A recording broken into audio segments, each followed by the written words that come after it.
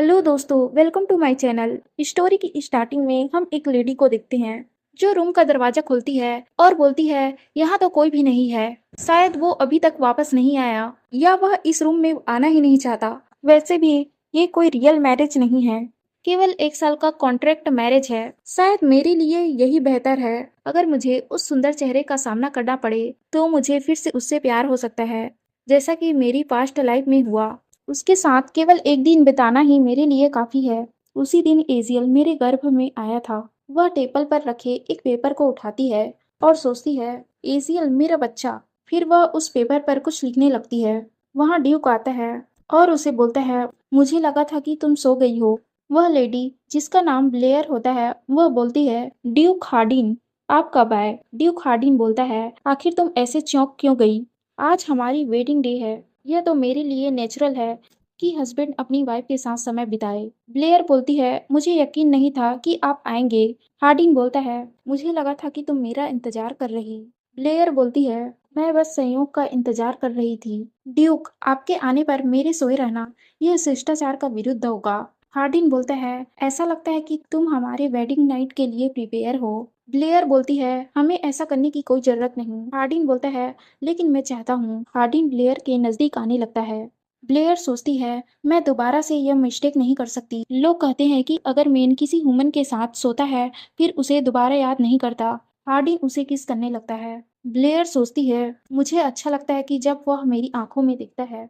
एक समय के लिए मुझे उस पर बिलीव हो गया था कि मैं उससे प्यार करती हूँ, लेकिन मैंने जब वह देखा तब मुझे पता चला कि मैं एक बेवकूफ हूँ। मैंने उसके साथ केवल एक रात बिताए ताकि मैं अपने बच्चे को वापस पा सकूं। अगर मैं एक बार अपने बच्चे को वापस पा लूं, तब मैं उसे फिर से वैसे ही प्यार करूंगी कि जैसे वह मेरी पूरी जिंदगी हो। मैं इस रात को अनगिनत बार सहन कर सकती हूँ। अगर मेरे सामने कोई ऐसा हस्बैंड भी हो जो मेरी परवाह नहीं करता और मुझे कभी भी मार सकता है तो भी। फिर हमें प्रतिगमन से लगभग 2 साल पहले का सीन दिखाया जाता है, जिसमें हार्डिन अपने साथियों के साथ नॉर्थ वापस जाने के लिए गैरेज में बैठने वाला होता है। वहाँ प्लेयर आती है जो प्रेग्नेंट होती है। हार्डिन उसे देखकर बोलता है, माई लेडी आप यहाँ क्यों आई है? और इस समय में ब्लेयर बोलती है, जब मैंने लोगों से सुना कि तुम कैपिटल वापस आए हो तब मैंने तुमसे मिलने का सोचा, क्योंकि तुम आधे साल बाद आए हो और मैं तुमसे इतने दिनों तक नहीं मिली। क्या तुम्हारे पास मेरे लिए 30 मिनट का समय है? हार्डिन मान जाता है। फिर वो दोनों कैरेज में होते हैं। ब्लेयर सोचती है, यह कितनी अजीब बात है। मैं उसे बहुत कुछ कहना चाहती थी, लेकिन मैं उसे देखते ही अपना सब कुछ भूल जाती हूँ। वो हार्डिन से पूछती है, आखिर तुम कब कैपिटल वापस आओगे? हार्डिन बोलता है, मुझे पता नहीं, मैं प्रॉमिस नहीं कर सकता। ब्लेयर पूछती है, मैंने तुम्हें जो लेटर भेजे क्या तुम्हें मिला? तुमने मेरे लेटर का एक भी बार रिप्लाई नहीं किया। फिर उसे दर्द होने लगता है। वह बोलती है, लगता है यह बच्चा अपने फादर को पहचान गया है, इसलिए मूव कर रहा। वह मुझे इतनी जोर से मारता है कि मैं रात को सो नहीं पाती हूँ। हार्डिन बोलता है, अच्छा ऐसा क्या? ब्लेयर बोलती है, क्या आप इसे टच करना पसंद करेंगे? हार्डिन उसे मना कर देता है और बोलता है, नहीं मैं बिल्कुल ठीक हूँ। फिर उनकी बात खत्म होती है। हार्डिन उससे विदा लेता है। ब्लेयर का मन दुखी हो रहा होता है। वह अपने आप को रोक नहीं पाती है और हार्डिन से पूछती है, प्लीज जाने से पहले बच्चे के लिए नाम बताओ। हार्डिन बोलता है, अगर लड़की हुई तो डायना और लड़का हुआ तो एजियल। अगर आप कोई दूसरा नाम रखना चाहे तो रख सकती हैं। ब्लेयर बोलती है, नहीं मैं उसे ही रखूंगी। यह पहली चीज है जो तुमने इस बच्चे के बारे में सोचकर कहा। फिर हार्डिन वहां से चला जाता है। ड्यूक हार्डिन डेलमार्क जो कंटिनेंट में केवल एक मैजिकल सॉल्ट मैन है। उसके पास ड्रेविन बिस्ट की पावर है जिसे वॉर का हीरो भी कहा जाता है। और मैं ब्लेयर डेलमार्क जो आडिल की प्रिंसेस है और करेंट ड्यूकनेस। जब मैं प्रेग्नेंट हुई तो हार्डिन क्रिस्टल से चला गया। ऊपरी दौर से देखा जाए तो उसका उद्देश्य राक्षसी जीवों को वश में करना था और शायद यह मुझसे बचने के लिए एक बहाना था। हमारा मैरिज केवल एक पॉलिटिकल मैरिज था, क्योंकि डेलमार्क ड्रूकी और रॉयल फैमिली दोनों दुश्मनी के रिश्ते से बंधे थे। हार्डिन मैं जिसे जानती हूँ वह मुझे पसंद नहीं करता, लेकिन मैं उसके साइड रहना चाहती हूँ। यह बहुत डरावना है अकेले रहना। वह मेरे पास एक भी बार वापस लौट कर नहीं आया। एसीएल का जन्म हुआ था पर भी नहीं। ऐसे ही और आधे साल बीत गए। फिर वह आया एक हुमन के साथ जिसके हेयर सिल्वर कलर के थे। हम महल में देखते हैं। मेड ब्लेयर के पास जाती है और ब्लेयर को बोलती है कि ड्यूक आ गए हैं। ब्लेयर एजियल को पकड़े हुए बोलती है, तुम्हारे फादर आ गए हैं। क्यों ना हम उनसे मिलने चले। यह तुम्हारा पहला समय होगा जब तुम अपने फादर से पहली बार मिलोगे। क्या तुम इसके लिए एक्साइटेड हो, एजियल? ब्लेयर सोचती है, आधे साल बीत गए, हार्डिन नॉर्थ चला गया था, लेकिन वह वापस नहीं आया।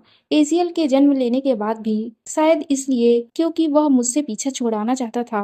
मैंने कितनी रात जागते हुए आंसुओं में बिताई। वह एजियल को पकड़कर हार्डिन के पास जाने लगती है। वह सोचती है, क्या वह मुझसे हमेशा नफरत करेगा? लेकिन हमारे पास एजियल है जो हम दोनों को कनेक्ट करता है। वह एजियल का फादर है और मैं उसकी मदर। मैं उसके साथ एक प्रॉपर फैमिली बनाना चाहती हूँ, केवल हम तीनों, हमारे बच्चे के लिए। वह एजियल से बोलती है, तुम्हारे फादर जरूर यह समझेंगे जब वह तुम्हारा चेहरा देखेंगे। फिर वह जब हार्डिन को देखती है, जो एक सिल्वर हेयर वाली वुमेन के साथ होता है, तो वह हैरान हो जाती है। वह सोचती है, महल के सब सर्वेंट बातें कर रहे थे कि वह दोनों एक ही कैरेज में आए हैं और उसका नाम मिएला इलियास है। हार्डिन ब्लेयर के सामने उसका इंट्रोडक्शन देता है, एक पुजारिन के रूप में।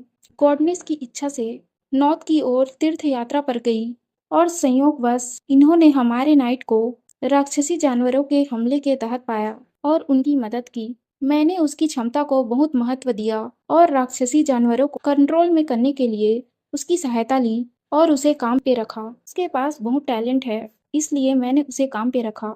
वह मुझ पर भरोसा करते हुए अब वह मेरी सेवा करेगी और मेरी मदद भी करेगी। ब्लेयर सोचती है, क्या उसे लोगों का डर नहीं है कि लोग इस बारे में क्या बोलेंगे? फिर हम महल में दिखते हैं। मेड आपस में बातें कर रहे होते हैं। लेडी मिएला, जो महल में रहने वाली है। फिर दूसरी मेड बोलती है, क्या तुम्हें नहीं लगता कि ड्यूक और लेडी मिएला के बीच कुछ है? यह रेयर है कि ड्यूक ने अपने इमोशन दिखाए हैं। शायद इसका कारण लेडी मिएला है। वह दोनों अभी साथ में हैं। यह तो बस समय की बात है, ड्यूक को उससे प्यार हो जाएगा। उसके जैसी ब्यूटीफुल और एक्सीलेंट वुमेन तो वह कैसे पसंद नहीं करेंगे? ब्लेयर उनकी बातें सुन रही होती है।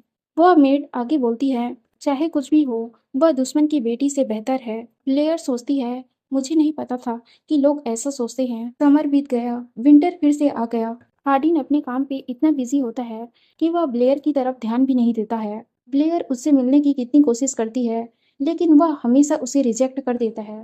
ब्लेयर सोचती है, क्या मुझे अपने रिलेशनशिप को सुधारने की कोशिश बंद करनी होगी? एक दिन ऐसा आया कि उसने एजियल पर दिलचस्पी दिखाई, इसलिए मैंने आखिरी बार उस धुंधली दिलचस्पी पर दाव लगाने की कोशिश की। यह सोचकर ब्लेयर हार्डिन के पास जा रही होती है, यह बताने एजियल का जन्मदिन है। वह सोचती है, क्या वह इसके लिए मानेगा? अगर वह मान गया तो मैं उसे बोलूंगी, क्यों ना हम होलिस्टीन मिला जाए फैमिली टाइम स्पेंड करने के लिए। यह सोचती हुए प्लेयर हार्डिन के ऑफिस का दरवाजा खोलती है और वह देखती है कि ऑफिस के अंदर हार्डिन मिएला के साथ होता है। जैसे ही हार्डिन की नजर ब्लेयर पर पड़ती है, वह मिएला को और नजदीक कर लेता है। मिएला उससे बोलती है, मैं आपसे प्यार करती हूँ। यह देखकर ब्लेयर वहां से जाने लगती है। फिर एजियल के बर्थडे का दिन आता है। सभी सर्वेंट एजियल के बर्थडे पार्टी में आए हुए होते हैं और उसे तरह तरह की गिफ्ट देते हैं, लेकिन ब्लेयर की नजर उस खिड़की पर टिकी होती है। वह सोचती है, सभी सर्वेंट ने इस पार्टी को अटेंड किया, लेकिन उसके फादर को छोड़कर। पार्टी के खत्म होने के बाद ब्लेयर एजियल को सुलाने लगती है। एजियल खिड़की की ओर इशारा करता है। ब्लेयर बोलती है, क्या तुम्हें भी पता है कि मैं तुम्हारे फादर का इंतजार कर रही थी? फिर वह एजियल को सहलाते हुए बोलती है, आज हमारे एजियल का बर्थडे है, उसके फादर रात के खत्म होते तक जरूर आ जाएंगे। लेकिन वह अपने आप को रोक नहीं पाती है और उसके आंखों से आंसू गिरने लगते हैं। ब्लेयर रूम से बाहर आकर फूट फूट कर रोने लगती है। वह एजियल के बारे में सोचती है। वह बोलती है, एजियल तो इतना छोटा है कि उसे केवल अभी अपने पेरेंट्स का प्यार चाहिए और कुछ भी नहीं। कम से कम वह एजियल को तो ऐसे निग्लेक्ट नहीं करता। आखिर मैंने उसके जैसे इंसान को प्यार क्यों किया? अगर मुझे टाइम में फिर से वापस जाने का मौका मिले, तब मैं उसे कभी प्यार नहीं करूंगी। फिर उसके पास एक नकाब पहने हुए आदमी आता है। वह आदमी ब्लेयर पर हमला करने वाला होता है। ब्लेयर एजियल को बचाने के लिए अपने रूम की तरफ भागती है। वह सोचती है, मैं उसे एजियल तक पहुंचने नहीं दे सकती, मुझे कुछ तो करना होगा। वह रूम के बेल को बजाने की कोशिश करती है ताकि सर्वेंट उसकी आवाज से वहां आ जाए। फिर हम मेड को देखते हैं। अचानक वहां सभी बेल बजने लगते हैं। वह मेड सोचती है, कुछ तो गड़बड़ है, आखिर इतनी रात को बेल की आवाज। फिर हम ब्लेयर को देखते हैं। वह नकाबपोश आदमी ब्लेयर पर चाकू से हमला कर दिया होता है। वह आदमी ब्लेयर के शरीर से वह चाकू निकालता है और वहां से भागने वाला होता है। बाकी सर्वेंट वहां आ जाते हैं। ब्लेयर सोचती है, थैंक गॉड सभी सर्वेंट यहाँ आ गए। मैंने उसे एजियल के रूम तक पहुंचने नहीं दिया, लेकिन मैं ऐसे नहीं मर सकती। मेरा बच्चा कितना छोटा है, आखिर यह मेरे बच्चे के साथ ही क्यों हुआ। काफी कुछ है जो मैं उसके साथ करना चाहती थी। फिर टाइम रिवर्स होता है। ब्लेयर फिर से अपने पास्ट में पहुंच जाती है। ब्लेयर अपने रूम में चिल्लाते हुए अपनी आंखें खोलती है और वह अपने आप को देखती है। वह सोचती है, क्या मैं मरी नहीं। ब्लेयर बोलने लगती है, क्या कोई है, मेरा बच्चा कहाँ है। फिर उसके पास एक मेड आती है। वह उसे बोलती है, माई लेडी आप जग गई। ब्लेयर पूछती है, इजिल कहाँ है, मेरा बच्चा कहाँ है। मेड बोलती है, आपकी तो शादी भी नहीं हुई तो बच्चा कहाँ से। ब्लेयर उसे बोलती है, मैं मजाक नहीं कर रही, मुझे बताओ। फिर ब्लेयर नोटिस करती है कि वह अपने पुराने वाले रूम में है जो रॉयल महल में है। वह मेड से पूछती है, आखिर मैं कहाँ हूँ। मेड उसे बताती है, योर हाइनेस आप क्या बातें कर रही। फिर उसके पास भागते हुए एक दूसरी मेड आती है जिसका नाम लीना होता है। वह बोलती है, माई लेडी। ब्लेयर लीना को देखकर हैरान हो जाती है। वो मेड आपस में बातें करने लगते हैं। आखिर यूर हाइनेस किस सन की बात कर रही।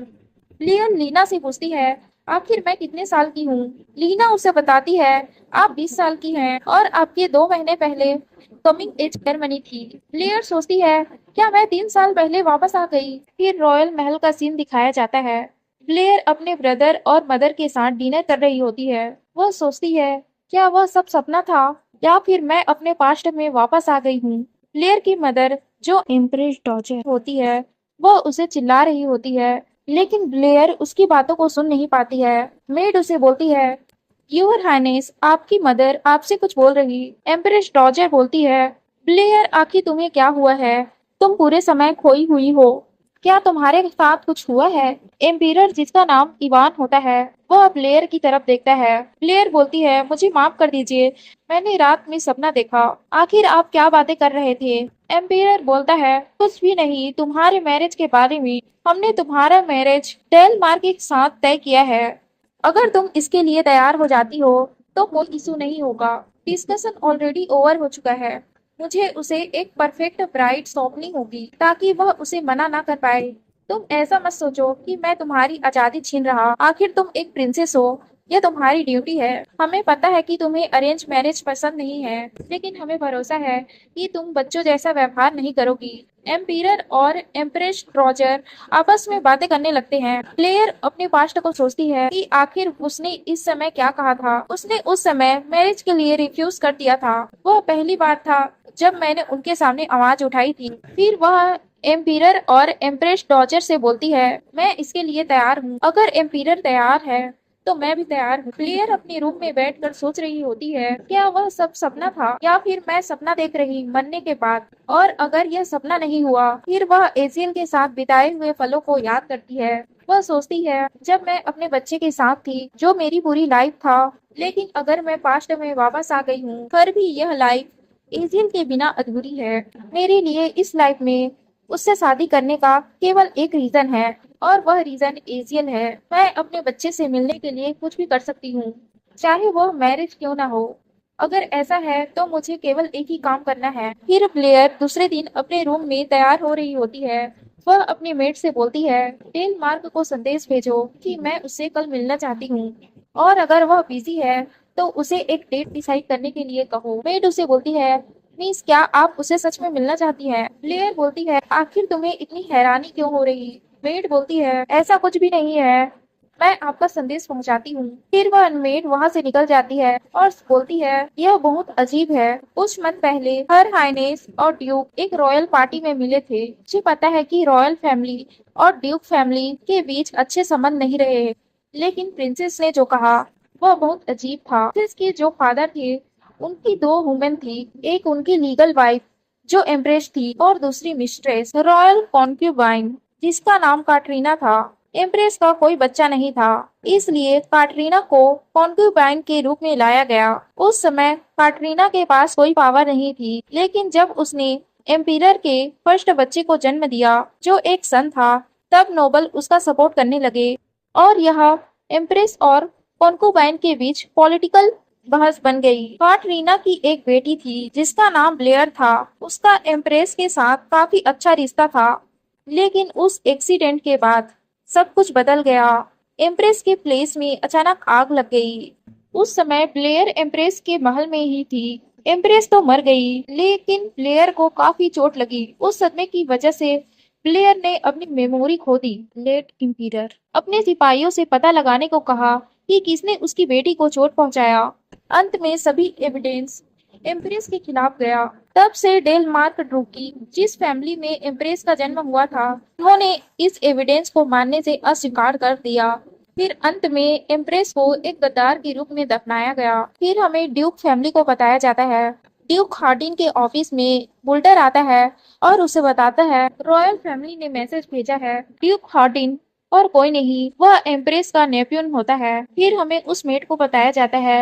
वह बोलती है रॉयल फैमिली के सभी लोग कितने निर्दयी हैं। उस घटना में हर हाइनेस डायरेक्ट विक्टिम बनी, तो आखिर वह इस मैरिज को कैसे स्वीकार करेगी। फिर उसे कोई आवाज सुनाई देती है। वह पीछे देखती है, वहाँ कोई नहीं होता। फिर हमें दिखाया जाता है ड्यूक हार्डिन अपने सेक्रेटरी के साथ रॉयल प्लेस में पहुंचता है। उसका सेक्रेटरी उसे बोल रहा होता है आखिर वो लोग इतने निर्दयी कैसे हो सकते हैं। जब डेल मार्क फैमिली बिखर रहा था तब वो लोग खुशियां मना रहे थे।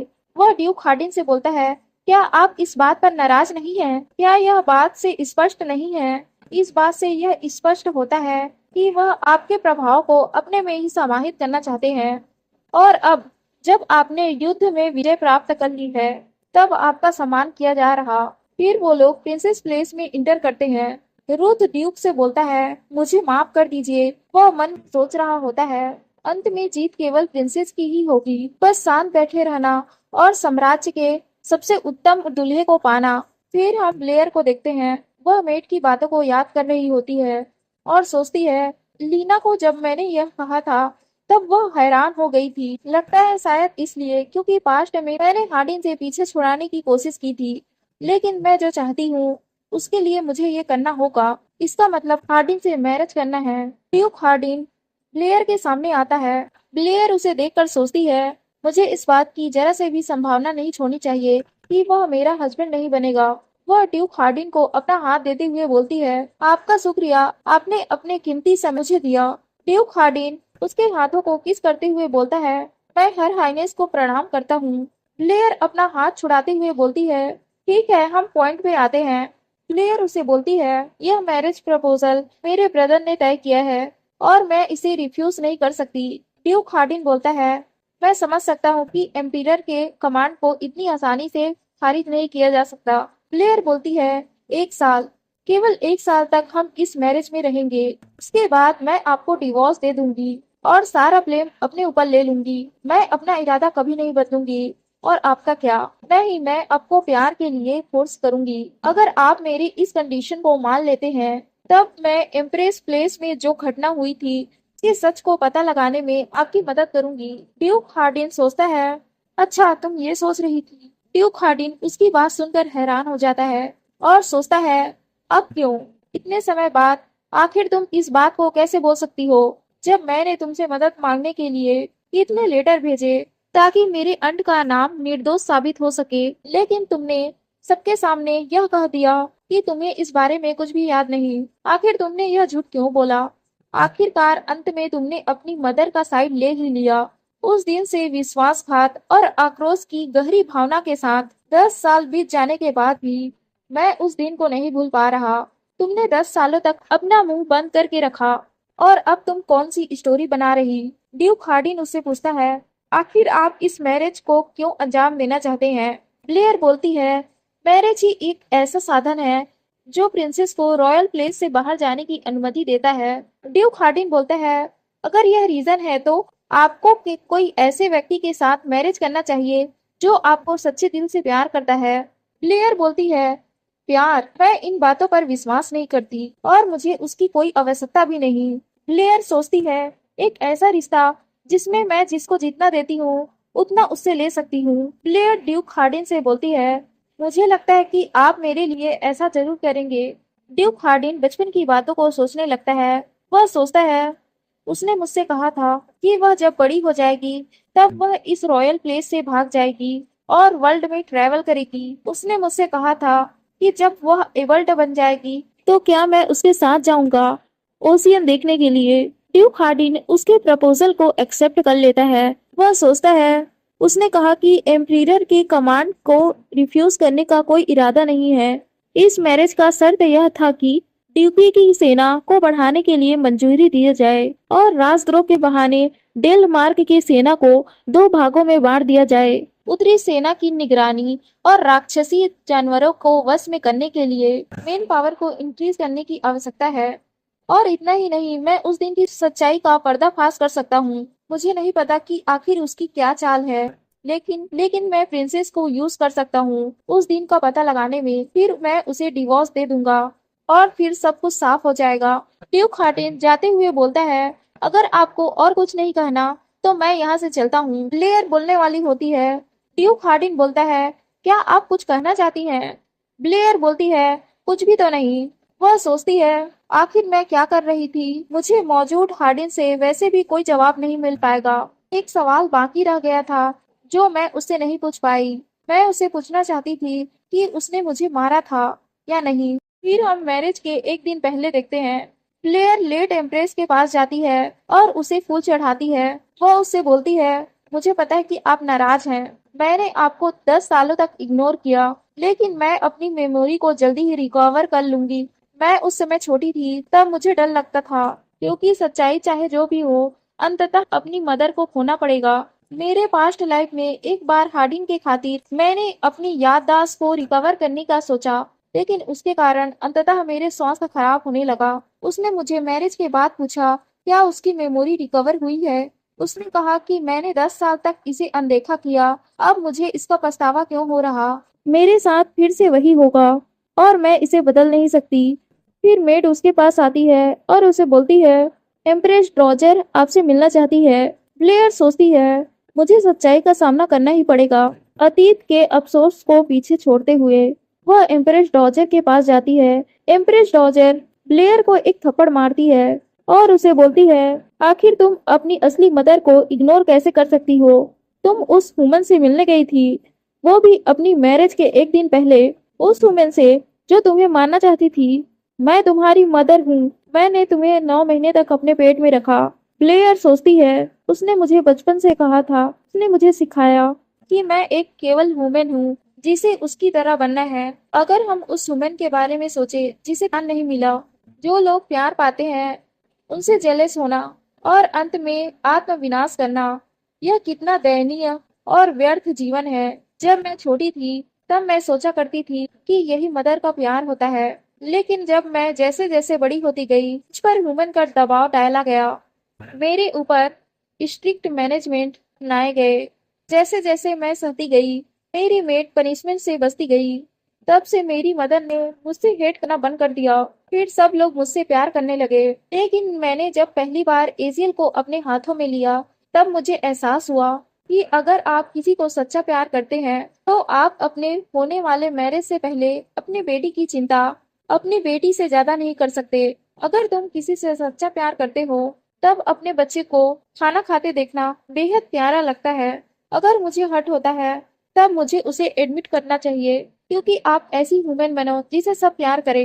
तभी आप अपने एम्पीरियल फैमिली के लिए, जिसे मैंने अपने मदर और भाई के साथ मिलकर बनाया है, यह मेरे लिए प्यार नहीं कहा जा सकता। ब्लेयर इम्प्रेस डॉजर को बोलती है, मदर क्या आप सच में मेरी केयर करती हैं? सभी मेट उसकी यह बातें सुनकर हैरान हो जाती है। एम्प्रेस डॉजर फिर से उसे एक थप्पड़ लगाने वाली होती है। ब्लेयर बोलती है, अगर आप मुझे ऐसे ही मारती रही तो कल की शादी में आपके लिए यह मुसीबत बन सकती है, क्योंकि मैं आपके रॉयल फैमिली की प्रमुख सपोर्टर बन रही। एम्प्रेस डॉजर बोलती है, तुम सचमुच अपने माँ के दिल में कील ठोक रही हो, तुम बदतमीज लड़की।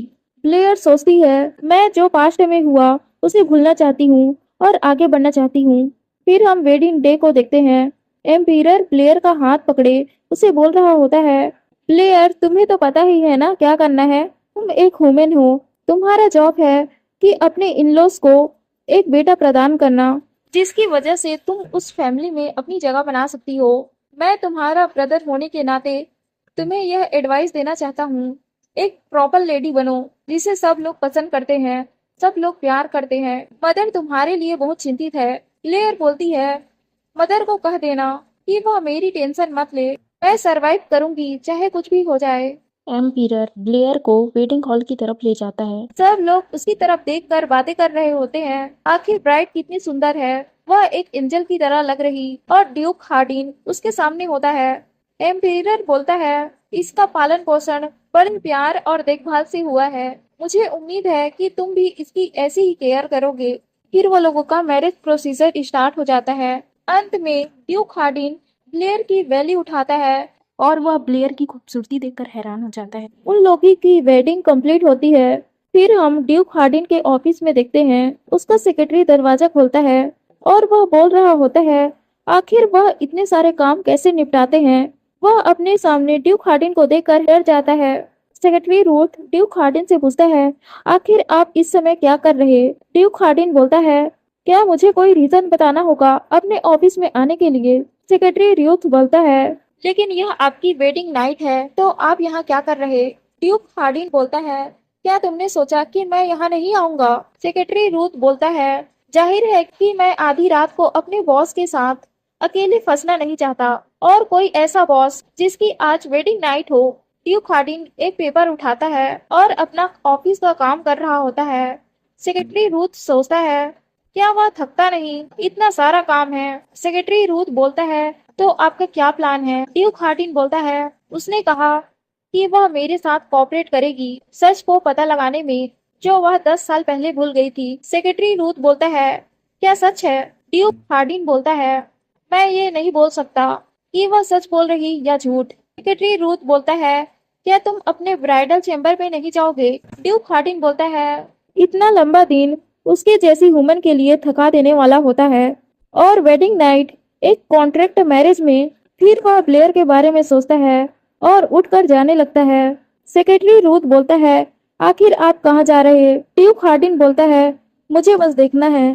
फिर हम ब्लेयर को देखते हैं जो एक पेपर में कुछ लिख रही होती है। वह सोचती है, मुझे आश्चर्य होता है कि जब उसका अनवेलकम हस्बैंड सामने आएगा तो वह गुड़ियों जैसी दिखने वाली वुमेन किस तरह चेहरा बनाएगी। फिर उस रूम में ड्यूक हार्डिन आता है। वह ब्लेयर को देखता है और सोचता है, वह अब तक नहीं सोई। मुझे लगा था कि उसे ठंड लग रहा होगा। वह उस सीनरी के भीतर खड़ी एक प्योर वाइट ह्यूमन लग रही। ड्यूक हार्डिन ब्लेयर के पास जाता है और उसे बोलता है, मुझे लगा था कि तुम सो गई हो। ब्लेयर अचानक उसकी आवाज सुनकर डर जाती है। वह ड्यूक हार्डिन से बोलती है, आखिर आप कब आए। ड्यूक हार्डिन बोलता है, तुम इतना क्यों चौंक गई। यह हमारी वेडिंग नाइट है, यह मेरे लिए नेचुरल है कि एक हस्बैंड अपनी वाइफ से मिलने आए। ब्लेयर बोलती है, मुझे नहीं लगा था कि आप आएंगे। ड्यूक हार्डिन बोलता है, क्या तुम मेरा इंतजार नहीं कर रही थी इस पूरे समय। मैं तो बस ऐसे ही इंतजार कर रही थी। आखिर यह मेरे लिए रूट होता कि मैं अपने हस्बैंड के बिना सो जाऊं। ड्यूक हार्डिन उस पेपर को उठाते हुए बोलता है, आखिर तुम क्या लिख रही थी। ब्लेयर बोलती है, यह एक कॉन्ट्रैक्ट है जिसमें मैंने पूरे कंडीशन लिखे हैं हमारी वेडिंग से रिलेटेड। पहला कंडीशन यह है कि मैं आपकी पूरी मदद करूंगी एम्प्रेस प्लेस में हुई घटना के बारे में पता लगाने के लिए। यह कॉन्ट्रैक्ट 1 साल तक चलेगा। फिर ड्यूक हार्डिन दूसरा कंडीशन बोलता है, 1 साल के कॉन्ट्रैक्ट में दोनों वाइफ और हस्बैंड एक दूसरे की रिस्पेक्ट करेंगे, अपनी पूरी ड्यूटी निभाएंगे, साथ में खाना खाना और पार्टी अटेंड करना, सब कुछ दोनों को साथ करना होगा। ब्लेयर सोचती है, शायद मुझे उस पार्ट को ऐड नहीं करना था। ड्यूक हार्डिन बोलता है, लेकिन मैं अगर इस शर्त को पूरा नहीं कर पाऊंगा तो क्या होगा। ब्लेयर सोचती है, ऐसा लगता है मुझे कोई दबाव डालना होगा, तभी वह मेरी कंडीशन को मानेगा। वह ड्यूक हार्डिन को बोलती है, अगर आप मेरी कंडीशन को नहीं मानते तो मैं आपको डिवोर्स नहीं दूंगी। ड्यूक हार्डिन बोलता है, ठीक है। ब्लेयर सोचती है, क्या उसने मेरी बात मान ली। ड्यूक हार्डिन बोलता है, उपरोक्त रीजन के अनुसार दोनों पार्टीज को बेड शेयर करना होगा और उनकी मटेरियल ड्यूटी को निभाना होगा कम से कम मंथ तक। ड्यूक हार्डिन ब्लेयर के नजदीक आकर बोलता है, बेड शेयरिंग, इसका क्या यह मतलब है कि हम दोनों को सोते समय हाथ पकड़ के सोना होगा। तुम कहना चाहती हो कि तुम एक मिस्ट्रेस बनोगी मेरे बेड को वार्म करने के लिए। ब्लेयर उसे बोलती है, मैंने ऐसा कब कहा, मेरा मतलब था। फिर वह सोचती है, अगर मैं ऐसा नहीं करती तो मुझे एजियल कैसे मिलेगा? वह ड्यूक हार्डिन से बोलती है, मेरा मतलब हमारे बीच अच्छा रिलेशन हो। ड्यूक हार्डिन बोलता है, अच्छा रिलेशन तो ठीक है, मैं अपनी मटेरियल ड्यूटी को पूरा करूंगा। ब्लेयर सोचती है, मुझे नहीं पता था कि वह इस बारे में बात करेगा। मुझे उम्मीद नहीं थी कि हार्डिन सबसे पहले इसका सुझाव देगा। ब्लेयर बोलती है, हमें वेडिंग के फर्स्ट नाइट में ऐसा करने की कोई जरूरत नहीं। ड्यूक हार्डिन बोलता है, लेकिन मैं ये करना चाहता हूँ। फिर वह ब्लेयर को किस करता है। ब्लेयर सोचती है, लोग कहते हैं कि जब एक बार मैन किसी ह्यूमन के साथ सो जाता है उसके बाद वह उसकी केयर नहीं करता। यह सच है कि वह मुझसे प्यार नहीं करता और मैं किसी और मकसद से उससे प्यार करने का दिखावा भी नहीं कर रही। यह केवल एक डिजायर है। मैंने उसकी बॉडी को अपनी पास्ट लाइफ में कितना बार देखा है, लेकिन अब मुझे यह अलग क्यों लग रही। और उसके फेस के एक्सप्रेशन। ड्यूक हार्डिन बोलता है, दूसरी तरफ मत देखो, अगर तुम ऐसा करोगी तो मुझे लगेगा कि कोई हस्बैंड अपने वाइफ के ऊपर फोर्स कर रहा। ब्लेयर सोचती है, यह केवल मेरा एक डिजायर है। हार्डिन सोचता है, मुझे पता है कि वह सुंदर है, मुझे इस पर कभी डाउट नहीं हुआ, लेकिन मैं इस बारे में कैसे भूल सकता हूँ कि वह किसकी बेटी है। फिर दूसरे दिन ब्लेयर की आंखें खुलती है। वह देखती है कि हार्डिन उसके पास नहीं होता। वह अपने पास्ट को सोचती है जिसमें हार्डिन सुबह तक उसके साथ होता है। ब्लेयर सोचती है, आखिर मैं ऐसा कैसे सोच सकती हूँ, वो मुझे प्यार भी नहीं करता। फिर हम ब्लेयर को देखते हैं जिसे मेड तैयार कर रही होती है। मेड बोलती है, आखिर वह आपके साथ ऐसा कैसे कर सकती हैं? वेडिंग नाइट को अकेले सोना। ब्लेयर बोलती है, मैं ठीक हूँ, कोई बात नहीं, अकेले सोना और भी ज्यादा आरामदायक है। मेड बोलती है, लेकिन मिस, जो उसने आपके साथ किया। ब्लेयर बोलती है, लीना तुम ब्रश कुछ ज्यादा ही चला रही। वह मेड बोलती है, मुझे माफ कर दीजिए, मेरा ध्यान नहीं गया। मेड उसे बोलती है, उसे अपनी वाइफ के साथ ऐसा व्यवहार नहीं करना चाहिए जिसने उससे प्यार के कारण मैरिज किया है। वह अक्सर अजनबियों से घिरा होता है। आप अजनबियों से घिरे एक अजीब महल में हैं। ब्लेयर बोलती है, आखिर तुम यह बातें कैसे जानती हो, तुम तो मैरिड भी नहीं हो। मेड बोलती है, मैंने ये सब बुक में पढ़ा। ब्लेयर बोलती है, क्या तुम बुक भी पढ़ती हो, वह रेड स्टिकर वाली? मेड बोलती है, क्या आपने उसे देख लिया? लेकिन कुछ भी हो, ड्यूक का कैरेक्टर रोमांटिक लगता है। बस हमें वेट करना है कि आखिर वह कैसा होगा। ब्लेयर को अपने गले में मैजिक सर्कल दिखाई देता है। वह मैजिक सर्कल फिर गायब हो जाता है। ब्लेयर यह देखकर हैरान हो जाती है। वह सोचती है, आखिर यह क्या था, एक मैजिक सर्कल। मेड उसे बोलती है, क्या आपकी ड्रेस आरामदायक नहीं है? ब्लेयर बोलती है, ऐसी बात नहीं है। फिर वह उस मेड के हाथों पर चोट के निशान देखती है। वह उस मेड से पूछती है, आखिर तुम्हें क्या हुआ है? जब कल रात तुम मेरे साथ थी तब तुम्हारे हाथों में यह निशान नहीं था। क्या मैं डॉक्टर को बुलाऊं? मेड अपने हाथ को छुपाते हुए बोलती है, इसकी कोई जरूरत नहीं है, बस एक छोटा सा कट है, आप मेरी चिंता ना करें। ब्लेयर सोचती है, लीना, जो मेरी पर्सनल मेड है, उसने मेरे साथ यहाँ आने के लिए अपनी फ्रेंड को छोड़ दिया। मेरी पास्ट लाइफ में वह मेरा पूरा ख्याल रखती थी, मेरे प्रॉब्लम्स को अपना प्रॉब्लम समझकर हल करती थी। उसको उसके हाथों में वह कट, कितना खून बहा होगा। उसे किचन का वर्क नहीं आता, इसलिए उसे चाकू संभालना नहीं चाहिए। क्या उसे उन लोगों ने बुली किया? वह मेड लीना उसे बोलती है, माई लेडी, अब आप इस महल में किस तरह रहेंगे उसके बारे में फोकस करना चाहिए, और उस हैंडसम ड्यूक को कैसे रुलाना है इसके बारे में सोचना चाहिए। फिर वह मेड वहां से जाने लगती है और ब्लेयर को बोलती है, हम डिनर हॉल में मिलते हैं। फिर हम ब्लेयर और ड्यूक हार्डिन को डिनर टेबल में देखते हैं। ड्यूक हार्डिन बोलता है, मेल के बाद बुल्टर तुम्हें सर्वेंट के बारे में बता देगा, उसके बाद वह तुम्हें इस स्टेट का टूर करवा देगा, और इसके बाद कोई शेड्यूल नहीं है तो तुम रेस्ट करना, और इसके अलावा अगर तुम्हें कोई भी क्वेश्चन हो तो तुम पूछ सकती हो। ब्लेयर बोलती है, आप 10 साल पहले लगी आग की जांच करने की कैसी योजना बना रहे? ड्यूक हार्डिन बोलता है, तुमने कहा कि तुम्हारे पास इसकी कोई मेमोरी नहीं है, इसलिए मैं हिप्नोटाइज करने वाले को ढूंढ रहा। ब्लेयर बोलती है, हिप्नोटाइज मैंने इसे पहले भी किया है, लेकिन यह काम नहीं किया।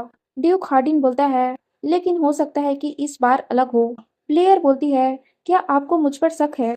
ड्यूक हार्डिन बोलता है, आखिर मैं तुम पर विश्वास कैसे कर सकता हूँ? क्या तुमने सच में अपनी मेमोरी खो दी है, या तुम बस दूसरों के सामने नाटक करती हो? मैं बस यही जानता हूँ, और यह कॉन्ट्रैक्ट का मतलब यह नहीं है कि मैं तुम्हारे ऊपर विश्वास करता हूँ। ब्लेयर सोचती है, उसने सही कहा। कि इस मैरिज में न ही लव है न ही ट्रस्ट, बस है वह है प्रॉफिट। ब्लेयर बोलती है ठीक है, मैं हिप्नोटाइज करवाने के लिए तैयार हूँ। फिर हम ब्लेयर और बुल्टर को देखते हैं। बुल्टर ब्लेयर को स्टेट का टूर करवा रहा होता है। ब्लेयर सोचती है ड्रूकी हाउस का हेड बुल्टर, जिसका नाम मेसन होता है, वह एक ऐसा आदमी है जो सालों से डेलमार्क की सेवा कर रहा, और उससे बेहतर इस ड्रूकी हाउस को कोई नहीं जानता।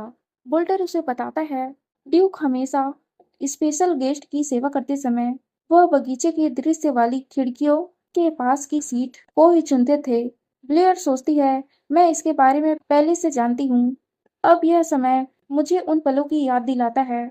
इसे फिर से सुनना उस समय में वापस लौटने जैसा है। वोल्टर ब्लेयर को बोलता है बाप रे बाप, लगता है बाकी स्टाफ का परिचय कराने में मुझे काफी देर हो गई। मैं आपको आपके रूम तक छोड़ देता हूँ। वोल्टर ब्लेयर को बोलता है और मुझे माफ कीजिएगा। ब्लेयर पूछती है आप माफी क्यों मांग रहे हैं? वोल्टर बोलता है कल की वेडिंग के बाद आप काफी थक गए होंगे। मुझे लगता है कि मैंने अपनी जल्दबाजी में कुछ ज्यादा ही सोच लिया था। ब्लेयर बोलती है नहीं, ऐसी कोई बात नहीं है। यह तो ऐसी बातें हैं जिसे हाउस के एक मिस्ट्रेस को पता होनी चाहिए। वोल्टर उसे बोलता है क्या आपको कोई क्वेश्चन है? आप मुझसे कर सकती हैं। ब्लेयर बोलती है अच्छा ऐसा क्या? मैं सर्वेंट के रजिस्टर और घरेलू सामानों की सूची वाले बही खाते को देखना चाहती हूँ।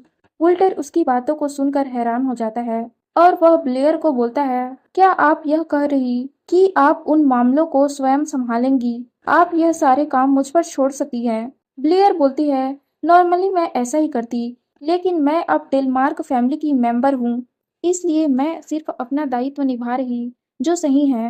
वोल्टर बोलता है ठीक है, मैं समझ सकता हूँ। मैं आपके लिए कल सुबह तक डॉक्यूमेंट रेडी करता हूँ। ब्लेयर बोलती है मुझे यकीन है कि मैं आपसे बहुत कुछ सीखूंगी, प्लीज मुझे इस बारे में सिखाएं।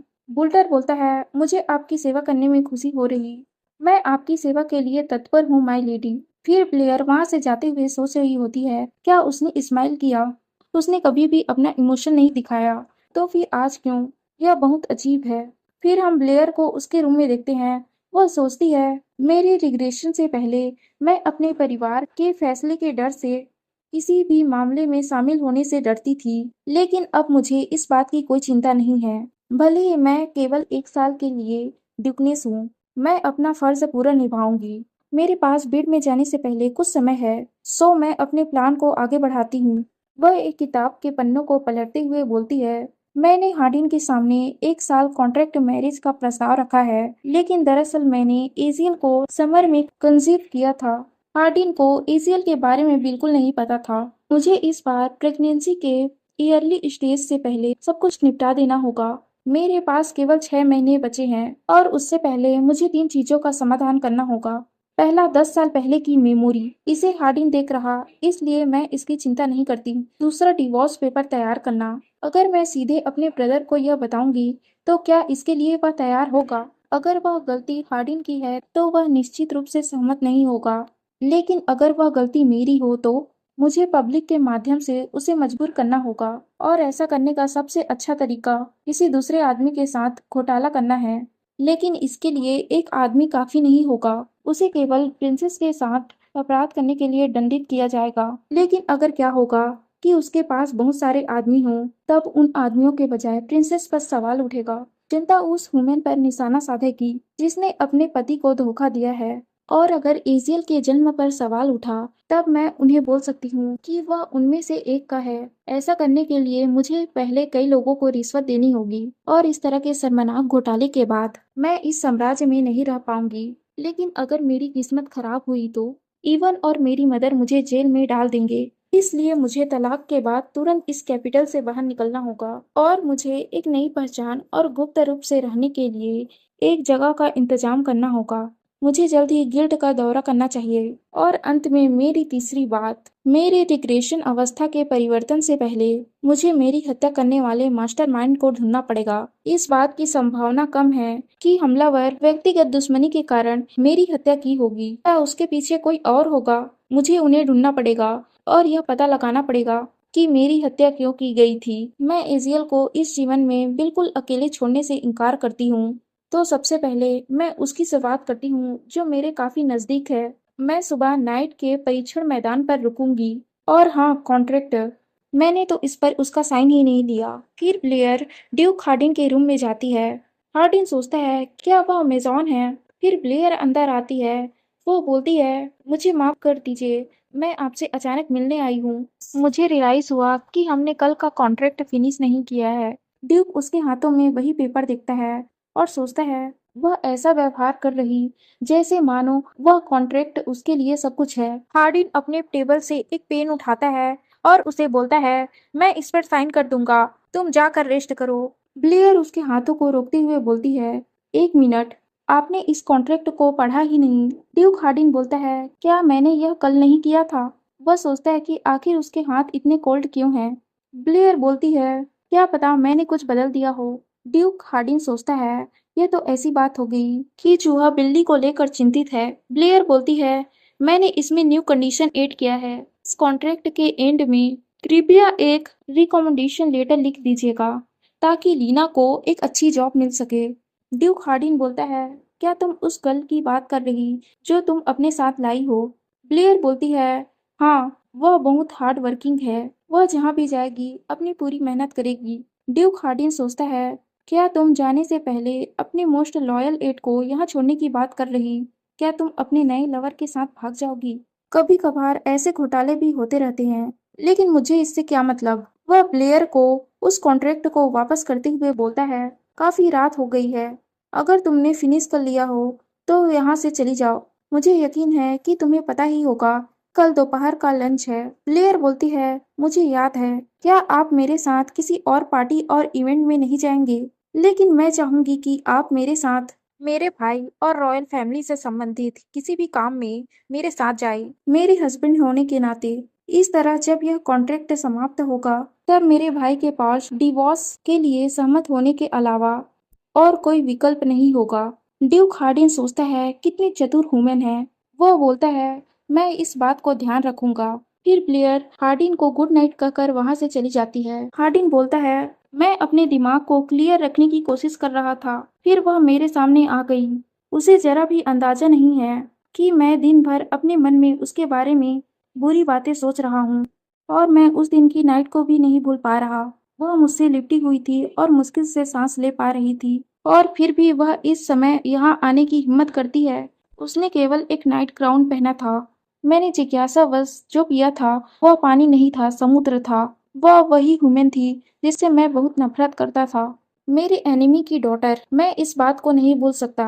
क्या मैं पागल हो जाऊंगा। फिर हम दूसरे दिन ट्रेनिंग ग्राउंड में ड्यूक हार्डिन को देखते हैं। वह सभी नाइट के साथ मुकाबला कर रहा होता है और उन्हें एक के बाद एक हरा रहा होता है। वह बाकी नाइट से बोलता है कोई और भी है जो मेरे साथ मुकाबला करना चाहता है। नाइट आपस में बातें कर रहे होते हैं, आखिर उसे किसने अपसेट करने की हिम्मत की। दूसरा नाइट बोलता है अपसेट कौन करेगा, हमने तो उसे कल देखा भी नहीं क्योंकि उसकी वेडिंग थी। फिर एक नाइट बोलता है तो न्यूली वेडेड ग्रूम सुबह सुबह आकर यहाँ अपना गुस्सा क्यों निकाल रहा है। हमें पता है कि उसने अपने एनिमी के डॉटर से मैरिज किया है, तो फिर उसे अपना गुस्सा उस पर निकालना चाहिए। वह हम पर क्यों निकाल रहा। नाइट ड्यूक के सेक्रेटरी रूथ को बोलता है तुम तो उसके सेक्रेटरी हो, तो तुम उससे बात क्यों नहीं करते। फिर वो लोग देखते हैं कि ब्लेयर बुल्टर के साथ वहां आती है। ड्यूक हार्डिन मिशन को बोलता है आखिर तुम इसे क्यों यहाँ लाए हो। ब्लेयर बोलती है मैं कल सर्वेंट से मिली, लेकिन मुझे चांस ही नहीं मिला कि मैं नाइट से मिल पाऊं। मैंने सोचा था कि महल में जाने से पहले मैं यहाँ रुककर आप सभी से हालचाल पूछ लूं। नाइट सोचते हैं क्या वह हमारे लिए भी इस महल की मिस्ट्रेस की भूमिका निभाने आई है। रूथ सोचता है डेल मार्क के नाइट वे साथी है जो ड्यूक के साथ युद्ध क्षेत्र में जीवित बचे हैं। वे उनके प्रति जितने अधिक वफादार होंगे, रॉयल फैमिली के प्रति उनकी नाराजगी उतनी अधिक होगी और उसे यह सब पहले से पता होगा। मुझे नहीं पता था कि वह इतनी बेवकूफ है। ड्यूक हार्डिन ब्लेयर के साथ खड़ा हो जाता है और अपने सभी नाइट को बोलता है मुझे यकीन है कि आप लोगों ने इसे देखा होगा, तो अपना रिस्पेक्ट शो करे। यह यहाँ की ड्यूकनेस है जिसे आप लोग सर्व करेंगे। ड्यूक की बातों को सुनते ही वह सभी नाइट ब्लेयर के सामने झुक जाते हैं। ब्लेयर बोलती है आप सभी का धन्यवाद मेरा इतना अच्छी तरह वेलकम करने के लिए। मैं आप सभी के साथ काम करने के लिए उत्सुक हूँ। ब्लेयर सोचती है मुझे पता है कि वो लोग मेरे बारे में क्या सोचते हैं, इसलिए मुझे उन्हें इम्प्रेस करने की कोई जरूरत नहीं। मेरा रियल रीजन यह है कि उस समय जिसने मुझे मारा था वह इनमें से एक है। डेल मार्क ड्रूकी साम्राज्य के 3 महान ड्रूकी में से एक है। उनके नाइट युद्ध के अनुभवी होते हैं, जिनका कौशल रॉयल नाइट के बराबर होता है। इसका मतलब मेरे हत्यारे ने कड़ी सुरक्षा को भेद कर यहाँ घुसपैठ किया था। वे या तो अविश्वसनीय रूप से कुशल थे या फिर कोई ऐसा व्यक्ति जिसकी पहुंच आसान हो। यदि ऐसा है तो संभव ही अपराधी ड्रूकी का ही कोई व्यक्ति हो। इसी वजह से मुझे शक है कि हार्डिन इसका मास्टरमाइंड होगा। उस आदमी के नाक के ऊपरी हिस्से पर भयंकर निशान था। इन नाइट्स में तो नहीं है। फिर ब्लेयर एक नाइट को देखती है जिसके चेहरे पर उसी टाइप का निशान होता है। ब्लेयर उन नाइट्स को देखकर सोचती है, कम से कम इन लोगों में से कोई भी संदिग्ध व्यक्ति नहीं है जिसने मेरी हत्या की है। क्या इसका मतलब कि हार्डिन का इसमें कोई हाथ नहीं है? फिर रूथ उन लोगों से बोलता है, आप लोगों के लंच का टाइम हो चुका है। हार्डिन बोलता है, तो ठीक है, हम यहाँ से चलते हैं। ब्लेयर हार्डिन को अपना हैंकरचीफ देते हुए बोलती है, आपको पसीना आ रहा, मेरा हैंकरचीफ रख लीजिए। हार्डिन उसे मना करते हुए वहां से चला जाता है। रूथ सोचता है कि आखिर कौन सोचेगा कि यह दोनों न्यूली वेडेड है।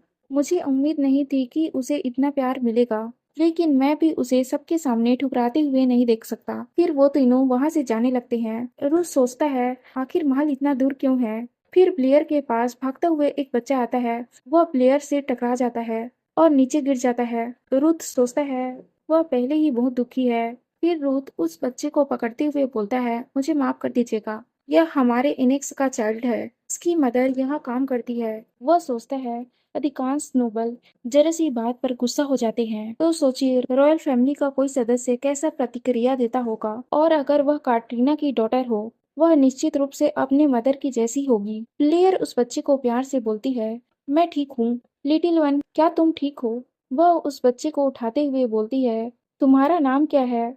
वह बच्चा बोलता है, जेरेमी। ब्लेयर उस बच्चे से बोलती है, तुम नीचे गिरने के बाद रोए नहीं, तुम काफी स्ट्रॉन्ग बॉय हो।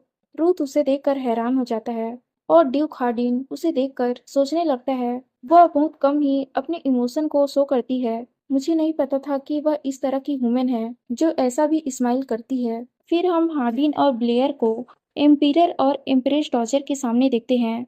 एम्प्रेस डॉजर बोलती है, सब लोग आपको खूबसूरत कपल बोलते हैं तो मैं उनकी बात पर यकीन कर लेती हूँ, लेकिन अब आपको देखकर लगता है कि आप दोनों परफेक्ट कपल हैं। वह एम्पियर से बोलती है, क्या आप इस बात पर सहमत नहीं हैं? एम्पियर बोलता है, बिल्कुल सही कहा, अगर आपका कोई हेयर हो जाए तो यह बिल्कुल सही रहेगा। डेलमार्क फैमिली की लाइन बहुत थीन है तो यह बहुत अच्छा होगा कि 3 हो। ब्लेयर, तुम्हें इसके लिए बहुत मेहनत करनी होगी। ड्यूक के परिवार का हिस्सा बनना 1000 सैनिकों को पाने जैसा है। मैं चाहूंगा कि हम अक्सर ऐसा मिले और बातें करें इस साम्राज्य के शाश्वत महिमा और समृद्धि के लिए। अरे हाँ, मुझे तुमसे कुछ पूछना था। एक ऐसी बात है जिस पर मैं आपकी राय जानना चाहता था। हाल ही में अदर पूर्वी देश सक्रिय रूप से बातचीत कर रहे हैं। हार्डिन बोलता है, पूर्वी महाद्वीप के लिए समुद्र मार्ग खुल जाने के बाद व्यापार में तेजी आ गई। पूर्वी महाद्वीप तक पहुंचने के लिए पूर्व के साथ घनिष्ठ संबंध बनाए रखना ही आवश्यक होगा। एम्पियर बोलता है, मैंने वहां से कई रोचक और उपयोगी चीजें आते हुए देखी है। यह बहुत अच्छा होगा कि निकटवर्ती समुद्री मार्ग खोल सके और अधिक सक्रिय रूप से व्यापार कर सके। इसमें आपकी क्या राय है ड्यूक? ड्यूक हार्डिन सोचता है, मुझे इस बारे में पता था। एम्पियर पूर्व की ओर जाने का मार्ग प्रशस्त करना चाहता है और पूर्वी महाद्वीप पर जाने वाले पूर्वी बंदरगाहों को कब्जा करना चाहता है। अब जबकि उसने साम्राज्य के सबसे महान जादुई ताकतवर तलवारबाज को अपने मोहरे के रूप में इस्तेमाल कर लिया है, तब उसका लक्ष्य स्पष्ट है, वार। वह अतिरिक्त सैनिकों को अधिकृत करने के लिए उत्सुक है। वह कभी भी रियल बैटल में नहीं गया। उसके लिए बस वार एक चेस की तरह है। उसे बस अपने एनिमी को धूल चटाने की चिंता है और अपने हाथों में नचाने की। मेरा कोई इरादा नहीं है कि मैं इस तरह की मूर्खतापूर्ण विचार पर विचार करूं।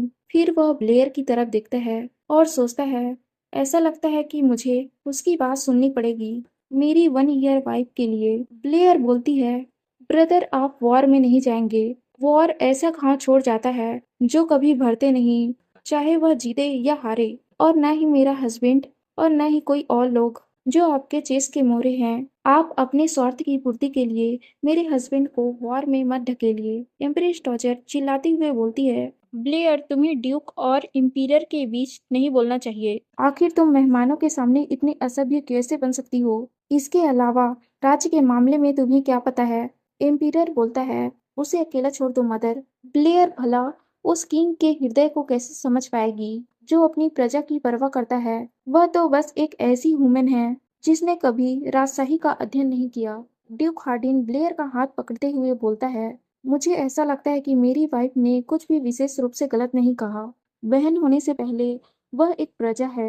एम्पीरियर के सदाचारी सरकार के सम्मान में सीधी बात कहने में डिसरिस्पेक्ट कैसे हो सकता है? इम्प्रेस डॉजर बोलती है, ड्यूक एक मदर होने के नाते मैं अपने बच्चों की गलतियों को सुधार रही, आप उसे न दबाएं। ड्यूक हार्डिन बोलता है, लोग ऐसा कहते हैं कि मैरिज के बाद डॉटर अजनबी बन जाती है और अब यह ब्लेयर टेल मार्क है। मेरी वाइफ की कमियों को बताने का अधिकार मुझसे बेहतर और किसी का नहीं हो सकता। एम्पीरर ने जो मुझसे राय मांगी थी उसके संबंध में मैं अपने हनीमून का कुछ और समय आनंद लेने के बाद इस पर पुनः विचार करूंगा। जैसा कि आपने बताया, डेल मार्क फैमिली की लाइन काफी थीन है और हमें हेयर की जरूरत है। फिर हम ब्लेयर और हार्डिन को कैरेज में देखते हैं जो कैपिटल वापस जा रहे होते हैं। ब्लेयर हार्डिन से बोलती है, मेरी मदद करने के लिए शुक्रिया। हार्डिन बोलता है, मैंने तुम्हारी शुक्रिया पाने के लिए ये सब नहीं किया। जैसा कि तुम जानती होगी कि रॉयल फैमिली के प्रति मेरे मन में कोई खास भावना नहीं है। ब्लेयर बोलती है, तब भी आपको शुक्रिया और मुझे माफ कर दीजिए। वह मन में बोलती है, उसके लिए मेरे भाई और मदर के कारण तुम्हें इस्तेमाल होने देने के लिए। ये सब मैं अभी हुआ उसके लिए नहीं बोल रही। यह एक ऐसी भावना है जो मेरे दिल में कोने में बसी है, तब भी जब मैं गुस्सा हो जाती हूँ। फिर ब्लेयर थकान के कारण कैरेज में ही सो जाती है। अचानक कैरेज एक पत्थर से टकराता है और ब्लेयर हार्डिन के ऊपर गिर जाती है। हार्डिन उसे संभालते हुए बोलता है, भले ही ये मेरा मतलब ना हो, मुझे तुमसे जितनी नफरत थी, मैं तुम्हारे उस चेहरे को दर्द में कहराते हुए देखना चाहता था। लेकिन मेरे शब्द कितने भी तीखे क्यों न हो, तुम्हारे चेहरे का भाव कभी नहीं बदलता। तुम एक डॉल की तरह हो जिसमें कोई इमोशन नहीं है। इसलिए मैंने जानबूझकर क्रूरता दिखाई और अपनी दुश्मनी को दर्शाने के लिए एक रेखा खींचा। लेकिन उस मदर और बेटे के हाथों तुम्हारी कुचली हुई आंखों की रोशनी को खोते हुए देखना, इससे मेरा खून खौल जाता है। तुम्हें रोते हुए देखना, तुम्हें परेशान करना और तोड़ना, वो तो सिर्फ मुझे ही करना चाहिए। फिर वो लोग कैपिटल पहुंच जाते हैं। ब्लेयर की आंखें खुलती है। वह देखती है कि हार्डिन उसे उठाया हुआ है। वो हैरान होकर हार्डिन से बोलती है, मुझे नीचे उतारो। हार्डिन बोलता है, यह झंझट भरा काम है, तो चलो ऐसे ही चलते रहते हैं। ब्लेयर पूछती है, क्या मैं हैवी नहीं हूँ? हार्डिन कुछ नहीं बोलता है। फिर वहाँ रूथ आता है। वह हार्डिन को बताता है, वो आपने जो हिप्नोटिस्ट को बुलाया है वह आ चुका है। फिर हम हिप्नोटिस्ट को देखते हैं। वह ब्लेयर और हार्डिन को अपना इंट्रोडक्शन देता है। ब्लेयर सोचती है, इस कॉन्ट्रैक्ट मैरिज का मेन पर्पस को उजागर करने का समय आ गया है। ब्लेयर हार्डिन से बोलती है, अगर तुम बिजी हो तो तुम्हें यहाँ रुकने की कोई आवश्यकता नहीं। हार्डिन उसे बोलता है, मैंने सुना है कि कुछ लोगों को मेमोरी रिकॉल करने में कठिनाई होती है और तुम्हारा हस्बैंड होने के खातिर मुझे तुम्हारे साथ होना चाहिए। ब्लेयर सोचती है, यह असली रीजन नहीं है, वह मुझ पर भरोसा नहीं करता। हार्डिन उस हिप्नोटिस्ट मार्सेल को बोलता है, चलो शुरू करो। फिर मार्सेल ब्लेयर को हिप्नोटाइज करता है, जिससे ब्लेयर एक गहरी नींद में चली जाती है। मार्सेल ब्लेयर को पूछता है, क्या तुम्हारी उम्र अब 10 साल की है? ब्लेयर बोलती है, हाँ बिल्कुल सही। मार्सेल आके बोलता है, तुम उस समय क्या कर रही थी? ब्लेयर बोलती है, मैं एम्प्रेस के प्लेस में जा रही थी अपनी मदर को बिना बताए, क्योंकि मेरी मदर को ये सब पसंद नहीं है। मार्सेल बोलता है, क्या तुम पहुंच गई? ब्लेयर बोलती है, हाँ मैं पहुंच गई। हर मैजेस्टी एम्प्रेस मेरा वेलकम कर रही। मार्सेल बोलता है, फिर क्या हुआ? ब्लेयर बताती है कि कैसे उसने एम्प्रेस के साथ बहुत मजे किए। मार्सेल पूछता है, फिर आगे क्या हुआ? ब्लेयर बताती है, उसके बाद मैं सो गई। जब मैंने अपनी आंखें खोली तो अपने आप को ड्रेसेस से भरा एक क्लोजेट में लॉक पाया जहां बहुत अंधेरा था। हार्डिन सोचता है, क्लोजेट, लेकिन प्रिंसेस तो महल के गलियारों में पाई गई थी, तो क्या यहीं से मेमोरी मिसिंग हुई है? मार्शल ब्लेयर से पूछता है, तुम क्या कर रही? ब्लेयर बताती है, मुझे नहीं पता कि मैं वहां कैसे पहुंची। मैं बाहर जाने की कोशिश कर रही लेकिन क्लोजेट लॉक है। मार्शल बोलता है, क्लोजेट क्यों लॉक है? क्या कुछ हुआ है? ब्लेयर बोलती है, मुझे नहीं पता। मार्सेल बोलता है, क्लोजेट के बाहर चाहे जो भी हो रहा है, तुम्हें वहां सुरक्षित रहना है और गहरी सांसें लो। ब्लेयर बोलती है, आग, वो मेरी तरफ आ रहा। मैं सांस नहीं ले पा रही, मुझे कोई बचाओ। मार्टिन ब्लेयर की कंडीशन को देखकर मार्शल को बोलता है, इसे बंद करो। लेकिन मार्सेल उसकी बात को अनदेखा करके ब्लेयर से फिर बोलता है, तुम्हें वहां से बाहर निकलना है, जल्दी बाहर आओ। ब्लेयर की हालत इतनी खराब हो जाती है कि उसे सांस लेने में भी तकलीफ हो रही होती है। मार्टिन बोलता है, उसे जगाओ। मार्शल बोलता है, हम लोग उस जगह पहुंच गए हैं। अगर हम उस वॉल को ब्रेक कर दे तो हम उसकी अधूरी मेमोरी को जान सकते हैं। मार्शल ब्लेयर पर दबाव डाल रहा होता है, तुम्हें वहां से बाहर निकलना है। हार्डिन गुस्से में मार्शल का कॉलर पकड़ के उसे बोलता है, मैंने कहा ना कि उसे बाहर निकालो। इसी के साथ स्टोरी एंड होती है। अब मिलते हैं अगले पार्ट में।